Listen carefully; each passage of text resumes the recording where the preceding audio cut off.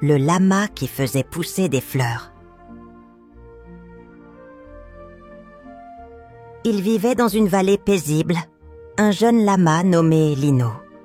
Un matin, alors qu'il se promenait près du petit ruisseau qui traversait le village, il sentit quelque chose de curieux se produire. Il leva le nez, prit une grande inspiration, et avant même qu'il ne puisse se rendre compte de ce qui se passait, il lâcha un grand éternuement. À sa grande surprise, juste devant lui, une petite fleur bleue apparut soudainement sur le sol. Ses pétales s'ouvrirent lentement, baignant dans la lumière du matin. « Qu'est-ce que c'est que ça ?» s'exclama Lino, en regardant la fleur qui brillait sous les rayons du soleil. « Je n'ai jamais vu une chose pareille. » Il s'approcha, curieux, et observa la fleur qui continuait de se déployer lentement, comme si elle avait été là depuis longtemps. « Tu as vu ça, toi aussi ?» demanda Lino à son ami, le petit oiseau qui perchait sur un arbre non loin. Le petit oiseau hocha la tête et lança un petit rire. « Eh bien, Lino, on dirait bien que chaque fois que tu éternues, une fleur pousse. Tu es devenu magique sans même t'en rendre compte. » Lino, un peu gêné, se frotta les yeux. Il n'avait aucune idée de ce qui venait de se passer. « Mais comment est-ce possible ?» murmura-t-il, toujours ébahi. Les autres animaux du village s'étaient rassemblés autour de lui, fascinés par ce phénomène étrange. La chèvre, les moutons et même les lapins, tous semblaient regarder Lino avec des yeux écarquillés. « Ce n'est pas un simple éternuement, » dit la vieille tortue en s'approchant lentement. « Tu as un pouvoir, Lino. Chaque éternuement fait naître une fleur. Ce pouvoir est aussi ancien que la vallée elle-même. » Lino secoua la tête, ne comprenant toujours pas. « Mais pourquoi moi? Et comment cela fonctionne-t-il » La tortue sourit doucement. « Cela doit venir de ton cœur, jeune lama. Peut-être as-tu quelque chose à accomplir avec ce pouvoir, quelque part en dehors de notre vallée. » Lino réfléchit un instant, puis, sans trop savoir pourquoi, il éternua de nouveau. Cette fois, une fleur rouge vif apparut juste à côté de la première. Les animaux poussèrent des cris d'admiration. « Mais pourquoi est-ce que cela m'arrive ?» se demanda encore Lino, un peu perdu. « Je n'ai rien demandé, moi. » « Peut-être que ce don est là pour t'ouvrir les yeux sur quelque chose de plus grand, » répondit l'oiseau en battant des ailes. « Il est possible que tu sois appelé à faire quelque chose d'important. Tu devrais peut-être partir en voyage pour découvrir ce que ce pouvoir peut t'apporter. » Lino n'était pas sûr d'être prêt pour une grande aventure, mais quelque chose dans les mots de l'oiseau fit écho en lui. Peut-être que sa mission était là, au-delà de la vallée tranquille. Il regarda une dernière fois la fleur rouge, puis tourna son regard vers les montagnes lointaines, où il n'avait jamais mis les pieds. « Peut-être que l'aventure m'attend là-bas, » murmura Lino en se préparant à faire le premier pas vers ce qui semblait être un nouveau chapitre de sa vie. La vieille tortue lui fit un signe de la tête. « Bonne chance, Lino. Et souviens-toi, chaque fleur que tu fais pousser peut changer le monde. » Lino prit une grande inspiration, prêt à découvrir ce que ces éternuements avaient de si spécial. Le lendemain matin, Lino se leva tôt, l'esprit encore rempli des mots de la vieille tortue. Il n'avait jamais imaginé quitter la vallée, mais il sentait au fond de lui qu'il devait suivre cette intuition étrange. Il se rendit au bord du village et regarda au loin, où les montagnes se dessinaient contre le ciel bleu. Ces montagnes l'avaient toujours fasciné, Mais aujourd'hui, elle semblait l'appeler.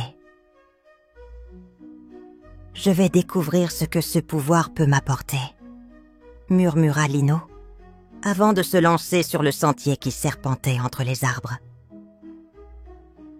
Tout au long de la journée, il marcha sans se lasser, traversant des forêts épaisses et des ruisseaux cristallins. Chaque fois qu'il éternuait, une fleur apparaissait à ses pieds et Lino commençait à comprendre que son pouvoir était peut-être plus puissant qu'il ne l'imaginait. Cependant, au fur et à mesure qu'il avançait, Lino remarqua que les paysages autour de lui devenaient de plus en plus ternes. Les fleurs qui ornaient les bords du chemin se fanèrent et les arbres semblèrent moins verts, comme si une ombre étrange recouvrait tout.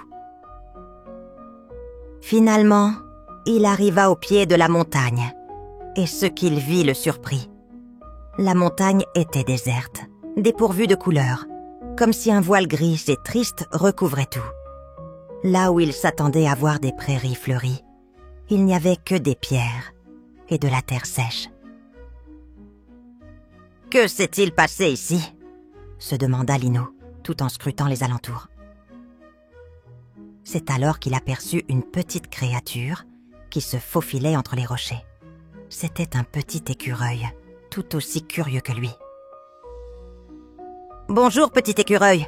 Que fait-il ici ? Pourquoi cette montagne est-elle si triste ?» demanda Lino.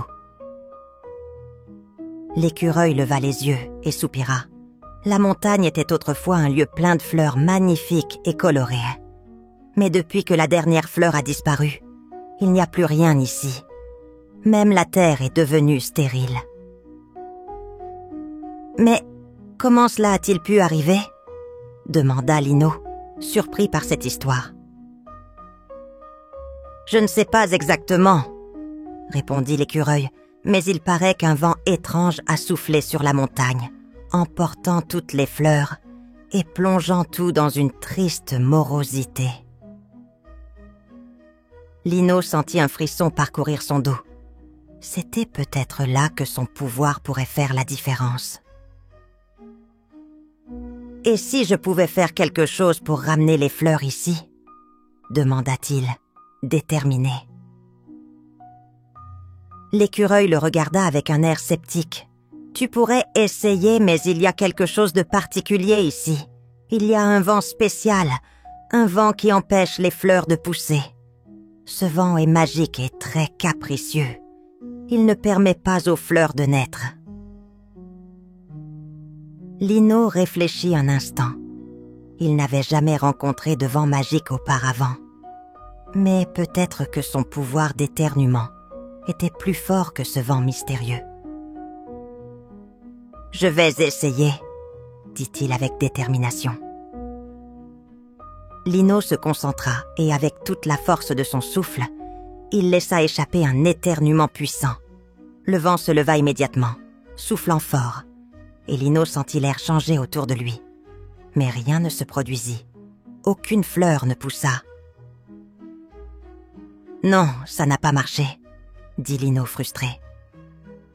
« Ne t'inquiète pas, Lino, » dit l'écureuil. « Le vent est fort ici, mais il n'est pas invincible. Peut-être que tu devras trouver un moyen de le calmer avant de pouvoir faire pousser des fleurs. » Lino regarda le vent souffler autour de lui. Il comprenait maintenant que sa mission était plus difficile que ce qu'il avait imaginé, mais il ne voulait pas abandonner. Il savait que quelque part, une solution se trouvait. « Je reviendrai », murmura-t-il en se dirigeant vers un petit abri sous les rochers. « Je reviendrai pour ramener les couleurs et les fleurs sur cette montagne. » L'écureuil lui fit un signe de tête, et Lino se préparait à continuer son aventure, déterminé à découvrir ce qu'il fallait faire pour vaincre le vent magique.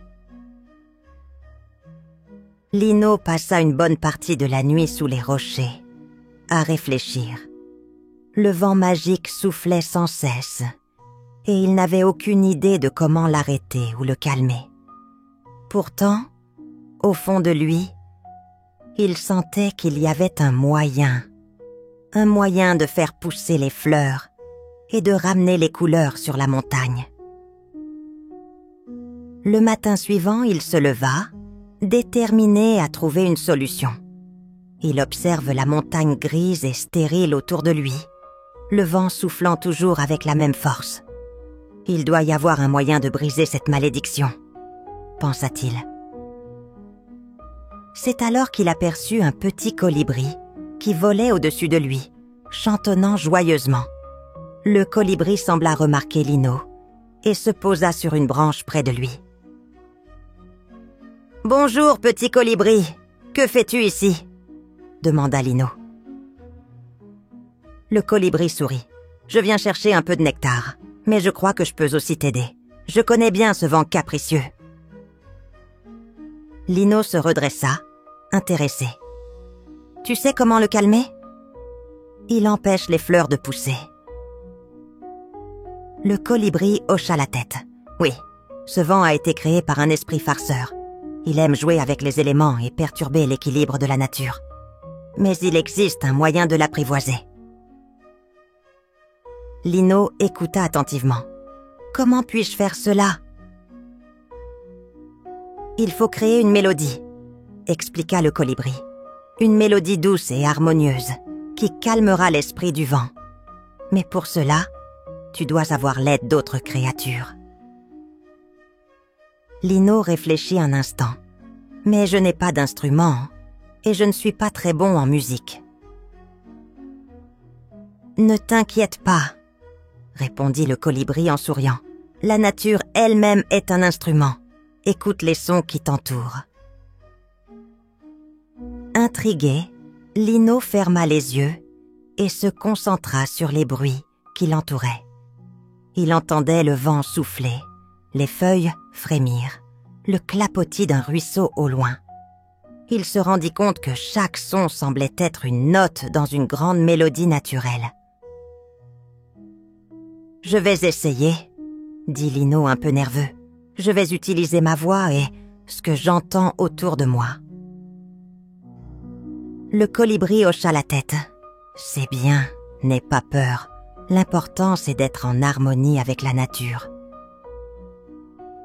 Lino se leva et, tout en écoutant les sons de la montagne, il se mit à chanter doucement. Sa voix résonnait dans l'air frais du matin, mais il l'accompagnait aussi du bruit des feuilles qui frémissaient sous le vent et du clapotis de l'eau dans le ruisseau. Petit à petit, une mélodie douce et fluide s'éleva, semblant apaiser l'agitation du vent. Le vent, d'abord violent, sembla se calmer un peu. Les rafales perdirent en intensité et l'air devint plus douce autour de Lino. Encouragé, il continua à chanter, laissant sa voix se mêler au son naturel de la montagne.